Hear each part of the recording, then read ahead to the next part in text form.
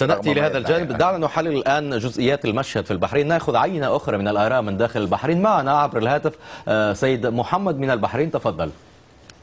أستاذ العزيز، أرجو أن تعطيني وقت كافي لأن أتحدث لك. أولاً تفضل بما يسمح به وقت البرنامج. دخل أخذ سعادتك.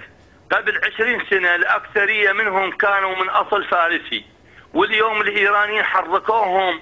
المفروض من عندهم صدام كل مساوئ، المفروض من عندهم يرجعونهم، هذول أصلهم فرس، يرجعونهم إلى إيران ويخلي هم يريدون أحمد نجاد يحكم البحرين. من هؤلاء يعني من ينتقدون النظام تقصد؟ هذول مو منتقدين النظام، هؤلاء أجندة خاصة عندهم. أليسوا مواطنين بحرينيين من حقهم أيضا التعبير عن رأيهم؟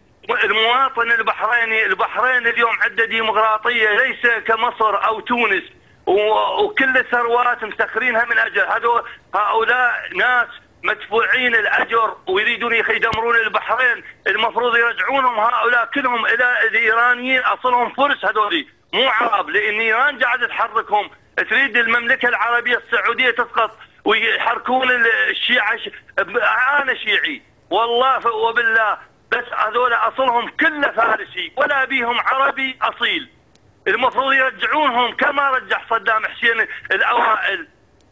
على كل حسب قانون أو مفهوم المواطنة أن تكون من أصل فارسي أو من أصل عربي، على ما أعرف في البحرين لا يختلف الأمر حتى حسب دستور البحرين، لا ينص على ذلك. يحترم نفسه، إذا مو أصل عربي يحترم نفسه ويأكل بهاي النعمة، بيريد يشرب منه ماء لا يدبي حجارة، لا يروح يجيب الفرس علينا ويريد يدمر الأمة العربية. هؤلاء أصلهم مو عرب.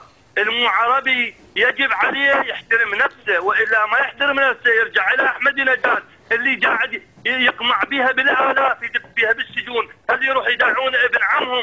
هؤلاء اللي يتحركون ويريدون يقاتلون البحرين عربية، وإذا أهل البحرين وحكومة البحرين ما تدافع عن البحرين والله الأمة العربية تدخل وهذول نزيحهم ونذبهم بالبحر.